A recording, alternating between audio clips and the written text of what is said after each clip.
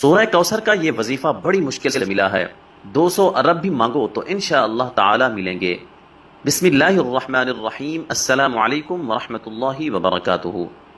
محترم ناظرین کرام، آج آپ کو سورہ کوثر کا ایک بہت ہی نایاب اور مجرب وظیفہ بتا رہے ہیں۔ آپ نے یہ وظیفہ صرف اور صرف 3 دن کرنا ہے۔ صرف 3 دنوں کے اندر اندر آپ کی جو بھی بڑی سے بڑی حاجت ہوگی، جس بھی مقصد کے لیے آپ اس وظیفے کو پڑھو گے، آپ کا وہ مقصد انشاءاللہ 3 دنوں کے اندر اندر پورا ہو جائے گا۔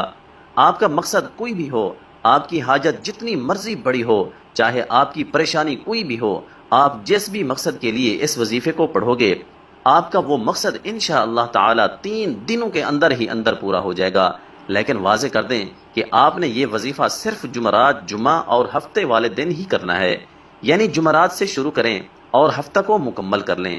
آپ نے 3 دن یہ وظیفہ کرنا ہے۔ انشاءاللہ یہ وظیفہ کرنے سے آپ کی ہر جائز حاجت پوری ہوگی اور آپ کی بڑی سے بڑی پریشانی ختم ہو جائے گی۔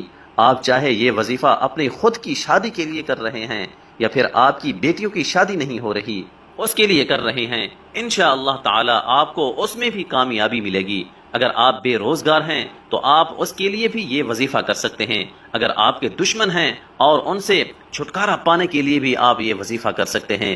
اگر کسی سے محبت کرتے ہیں اور اس سے شادی ہی کرنا چاہتے ہیں اور اس کے دل میں آپ اپنی محبت پیدا کرنا چاہتے ہیں تو اس کے لیے بھی آپ یہ وظیفہ کر سکتے ہیں۔ آپ کی کوئی بھی حاجت ہو، کوئی بھی مقصد ہو، آپ اس وظیفے کے ذریعے اپنا مقصد پورا کر سکتے ہیں۔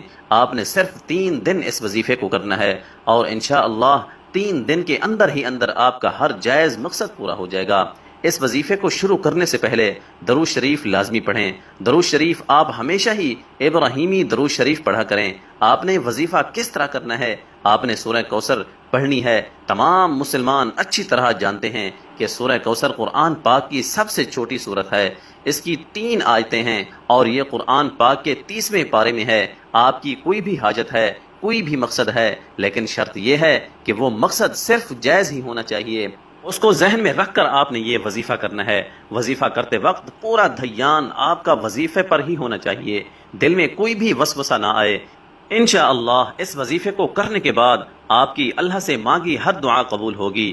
آج کا وظیفہ خاص طور پر ان تمام بہنوں اور بھائیوں کے لیے ہے جو شدید پریشان ہیں، جو اکثر کہتے ہیں کہ ہم مالی طور پر شدید پریشان ہیں، ہمارے رزق میں رکاوٹیں ہیں، ہمارے رزق میں مسئلے مسائل ہیں، اور کہتے ہیں کہ ہم جس کام میں بھی ہاتھ ڈالتے ہیں ہمیں تو صرف نقصان ہی ہوتا ہے، ہمیں تو ایسا لگتا ہے کہ ہمارا رزق بالکل بند ہو چکا ہے، کوئی راستہ ہمیں سمجھ ہی نہیں آتا، اندھیرے میں ہی ٹامک ٹوئیاں مار رہے ہیں۔ آپ ہی ہمیں بتائیں کہ ہم کیا کریں، ہم ایسا کون سا خاص وظیفہ پڑھیں؟ لیکن اگر کوئی وظیفہ کریں بھی تو ہمارا کیا گیا، کوئی بھی وظیفہ اثر ہی نہیں کرتا۔ تو ناظرین کرام، آج ان تمام بہنوں اور بھائیوں کے رزق اور دولت کے جتنے بھی مسئلے مسائل ہیں انشاءاللہ تعالی وہ سارے کے سارے حل ہو جائیں گے، اور انشاءاللہ جو لوگ قرضوں میں ڈوبے ہوئے ہیں، جن لوگوں کا بال بال قرضوں میں جکڑا ہوا ہے، ان کا قرض بھی اتر جائے گا کہ انہیں خبر بھی نہیں ہوگی، اور جو بندہ نوکری کے لیے شدید پریشان ہے، رزق کے جتنے بھی مسائل ہیں،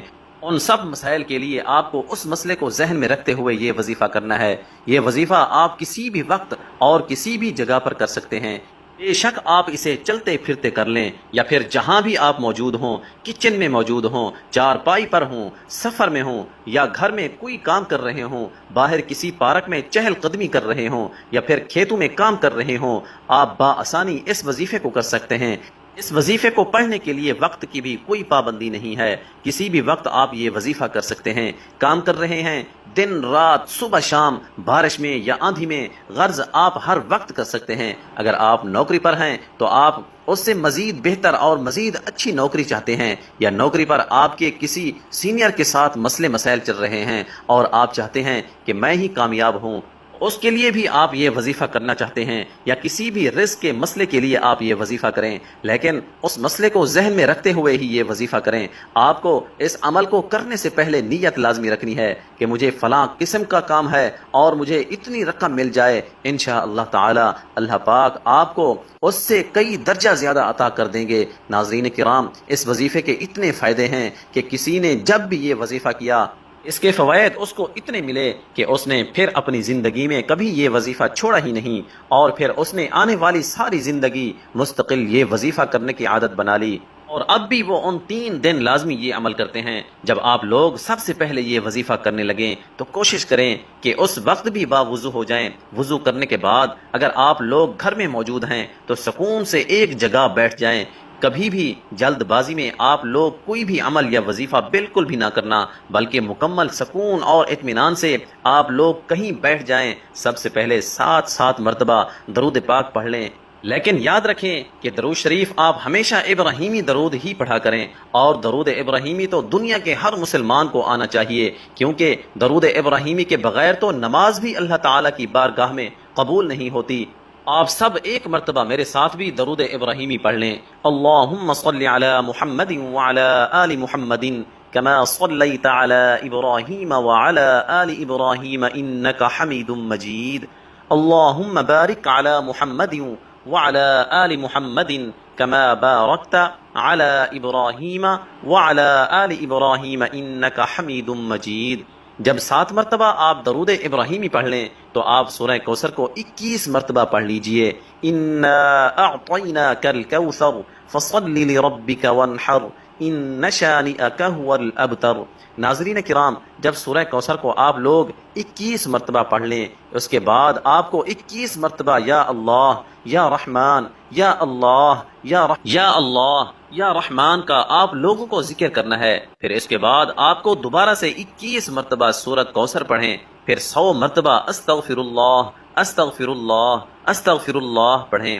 اس کے بعد آپ کو آخر میں دوبارہ یا اللہ یا رحمان یا اللہ یا رحمان یا اللہ یا رحمان کا 21 مرتبہ ذکر کرنا ہے۔ لیکن اگر اس کی تعداد کچھ اوپر بھی ہو جائے تو کوئی مسئلہ نہیں، لیکن کم سے کم 21 مرتبہ آپ کو یا اللہ یا رحمان کا ذکر لازمی کرنا ہے۔ اس کے بعد آخر میں آپ لوگ 7 مرتبہ درود پاک پڑھ لیں۔ اس کے بعد آپ کو دعا مانگنی ہے۔ عمل جب شروع کریں تو آپ کو اپنے دل و دماغ میں اپنی حاجت یا مراد یا پھر کوئی مشکل کام وغیرہ رکھنا ہے جس مقصد کے لیے آپ یہ عمل کر رہے ہیں، اور اس کے بعد آخر میں آپ لوگ دعا ضرور مانگیے گا اپنی تمام پریشانیوں کے لیے، حاجتوں کے لیے، دکھ تکلیف کے لیے۔ اللہ پاک سے رو رو کر گڑ گڑا کر آپ کو دعا ضرور مانگنی ہے۔ انشاءاللہ تعالی اللہ پاک آپ پر بھی ضرور کرم فرمائیں گے۔ لیکن ناظرین کرام، صدقہ لازمی دیا کریں۔ صدقے سے مراد ایسے محتاجوں اور ضعیفوں کو جن کی کہ کوئی کمائی نہ ہو اور نہ ہی جن کا کوئی کمانے والا ہو، صدقہ کے لیے بہترین یہ ہے کہ آپ اپنے قریبی ارد گرد کے ہمسایوں پر نظر دوڑائیں، تو آپ کو کئی گھرانے ایسے نظر آئیں گے کہ جن کے پاس کچھ بھی نہیں ہے، لیکن وہ پھر بھی کسی دوسرے کے آگے ہاتھ نہیں پھیلاتے۔ انہیں اپنا فالتو سامان یا مال روپیہ اس نیت سے دیں کہ صرف اللہ کی اطاعت ہو اور اس کی مخلوق کا کام بنے۔ بخاری و مسلم کی حدیث میں ہے کہ 7 قسم کے لوگوں کو اللہ تعالیٰ اپنے عرش تلے سایہ دے گا، جس دن اس کے